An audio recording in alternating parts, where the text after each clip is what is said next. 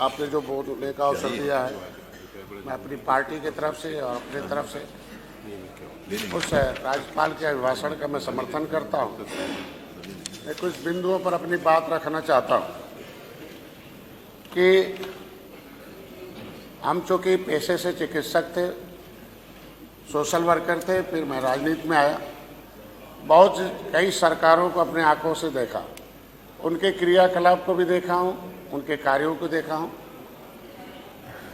कुछ न कुछ सभी सरकारें अच्छा काम करती हैं, लेकिन उसमें अच्छे और बेहतर में जो सामने आया अभी उस पर कुछ चर्चा करना जरूरी है, क्योंकि जो अभी माननीय मुख्यमंत्री जी उन भाषण में रख रहे थे कि किसी भी धार्मिक क्षेत्र पर, क्योंकि आस्थावान लोग होते हैं, यहाँ सभी लोग किसी न किसी विशेष धर्म से आस्थावान हैं, लेकिन उस आस्था पर टिप्पणी करके उस पर चोट लगाना, चूँकि वही आस्थावान लोग वोटर होते हैं। राजनीति अपने जगह पर, धर्म अपने जगह पर, लेकिन धार्मिक चीज़ों पर टिप्पणी करके उसे दूसरे जगह का फोटो लगाकर उसे अपने ही प्लेटफार्म से उस पर प्रचार करना, लोगों के अंदर भ्रम डालना। लेकिन ये भारत की जो छवि है दुनिया में, वो सबकी जिम्मेदारी बनती है। प्रयागराज की जो धरती है वो श्रृंगेरपुर की धरती है। कभी त्रेता में भगवान राम, सभी लोग एक धर्म से जुड़े हुए लोग हैं। रात्रि विश्राम किया, उस युग में जो प्रमाणिक दस्तावेज थे उनके आधार पर निषाद राज के किले की खुदाई हुई, 56 फुट की मूर्ति लगी, भगवान राम निषाद राज की, उसका उद्घाटन हुआ। माननीय प्रधानमंत्री जी ने उसका उद्घाटन किया 2013 में। मैं 13 जनवरी 2013 को वहाँ गया था, संकल्प लिया था। तब से उस जंगल था। पिछली सरकारों ने भी, टिप्पणी नहीं करूँगा, लेकिन पिछली सरकारों ने उसे 1977 में खुदाई कराया था। उसे खंडहर छोड़कर खुदाई में मिले हुए स्थान पता नहीं कहाँ चले गए। मैं माननीय मंत्री जी हूँ, पर्यटन मंत्री हैं, मैंने उम्मीद रखता हूँ कि उस खुदाई में मिले हुए सामान को संग्रहालय बनाकर कम से कम लोगों को दर्शन के लिए रखा जाए, और कौन लोग हैं उसे किधर कहाँ किए हैं उनको एक कम से कम जांच का विषय है।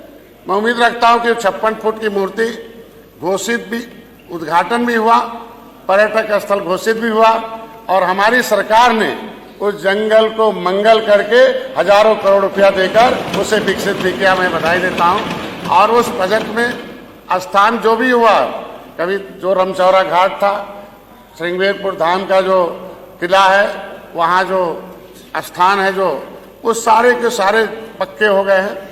और एक ऐतिहासिक स्थल है कि जो मेन सड़क से, हाईवे से सीधे दिखाई देता 56 फुट की मूर्ति। आज के दिन में मैं उम्मीद रखता हूँ उसे स्वर्ग की भूमि कह जाती है। तो जो लोग भी यहाँ सदन में हैं वो सभी की भूमि है। अयोध्या, जब अयोध्या जाएं, काशी जाएं और प्रयागराज जाएं, तो निश्चित रूप से एक बार श्रृंगेरपुर धाम भी जाएं, क्योंकि वो सबका धाम है और सबके लिए है। लेकिन इस तरीके से जो प्रयागराज की जो धरती है उसे निषाद राज की धरती के रूप में माननीय प्रधानमंत्री ने संबोधित किया।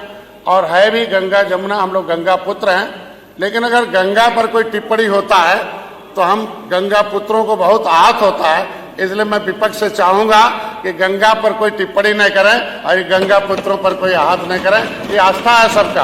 आस्था पर चोट पहुंचाने का मतलब वोट पर चोट पहुंचाना, और उसका खामियाजा विपक्ष ने भोग रखा है कि जब तक मेरा समाज कांग्रेस के साथ साथ सबके साथ था, तब सत्ता में थे और इन्हीं के इसी टिप्पणियों के ना थे। हमारा समाज इनसे दूर हुआ और आज सत्ता से दूर है। मैं उम्मीद रखता हूँ सभी लोग वहाँ आस्थावान केंद्र है, जाएं। और अभी भी जो इतिहास रचा हम लोगों के सामने, सबके सामने, शायद दुनिया में बहुत देशों में लोग जाते हैं, लेकिन उस विशेष धर्म के लोग बेसिक जाते हैं, अपना वहाँ धर्म का उनका केंद्र है। लेकिन जो प्रयागराज की धरती है, गंगा है, हमको देखे अपनी आंखों से कि हर धर्म के लोग आकर उसमें डुबकी लगा रहे हैं। इसलिए मैं सभी धर्मों को बधाई देता हूँ कि कम से कम प्रयागराज की धरती पर सब लोग आए और गए। उम्मीद रखता हूँ कि सभी लोग, प्रयागराज जिस तरीके से बना, जिस तरीके से काशी बन रहा है, अयोध्या बना, वहाँ भी निषाद राज के किले, निषाद भगवान राम के साथ साथ उनके आत्म बाल सखा निषाद राज की भी मूर्ति लग रही है। हम समाज के लोग, हमारी पार्टी समर्थन करती है। उस बजट इसी सरकार ने दिया है, उस हमारे अभिभाषण में शामिल है। वो जितने भी अतिथि भवन है वो निषाद राज के नाम से हैं, जो भी आश्रम है माता सबरी के नाम से है। ये कम से कम हमारे जो डूबती हुई तोड़ी गई विदेशी ताकतों के द्वारा संस्कृति थी, उसको स्थापित करने में हमें अवसर प्राप्त हुआ।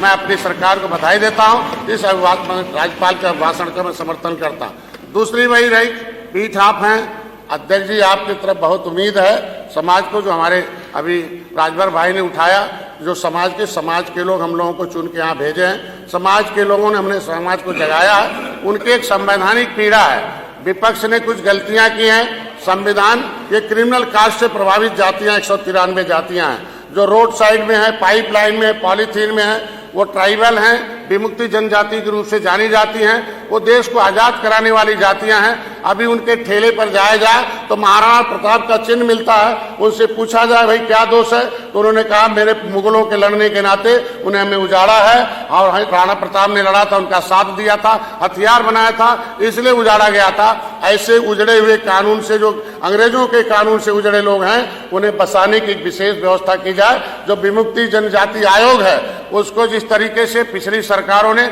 आयोग बनाकर रखा था, उसे पुनर्जागृत करके विमुक्ति जनजाति के रूप में, जो हमारे केवट मल्ला, बिंद कश्यप, कहार धीवर, रैकवार, बाथम, ऐसे राजभर, उसमें भी 193 जातियां हैं।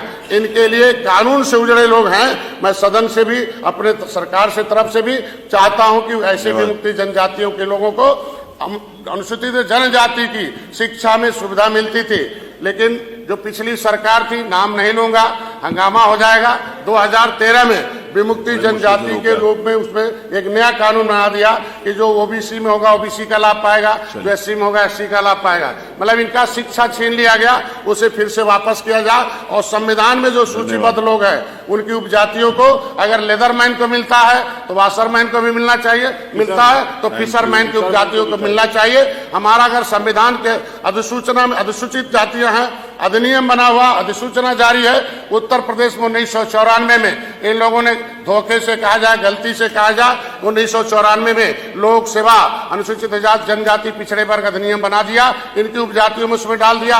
तुरैया केंद्र में भी संविधान में अनुसूचित जाति की सूची में सूचीबद्ध है, ओबीसी में डाल दिया। तुरैया का बाप का बना बेटे का नहीं बनता, मझवार बाप का बना बेटे का नहीं बनता। ये विसंगति सदन में हम इसलिए उठा रहे हैं कि हम सरकार के साथ हैं। हमारे मुख्यमंत्री को धन्यवाद दूंगा कि पहले ऐसे मुख्यमंत्री हैं 70 साल में, सबने हमारे समाज को बर्बाद किया, लेकिन माननीय मुख्यमंत्री ने पहली बार आरजीआई को चिट्ठी लिखा कि भाई केवट मल्ला मझवार है, ये जो है बताया जाए। और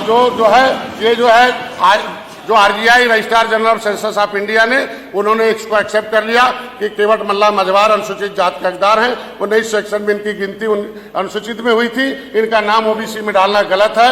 ये 31 दिसंबर 2016 को विपक्ष के सपा के लोग थे, हमें जाते जाते 31 दिसंबर 2016 को राज्यपाल से अधिसूचना जारी है कि भाई केवट मल्ला, कश्यप, कहार, धीवर, ये 17 जातियां ओबीसी में नहीं रहेंगी। राज्यपाल को धारा 13 में पावर है कि कौन ओबीसी में रहेगा, कौन नहीं रहेगा। अगर उन्होंने, राज्यपाल ने हमें निकाल रखा है, समाजवादी पार्टी के समय निकाला गया है, तो विपक्ष से उम्मीद रखता हूं कि 9% ओबीसी में इसके काट कर वो 9% एससी में जोड़ दिया जाए। इधर भी नहीं होगा, ओबीसी में इनका हक लेने का हकदार नहीं है, क्योंकि राज्यपाल ने कहा है ये जातियां अनुसूचित जाति की हकदार हैं, क्योंकि ये संविधान की अनुसूची में।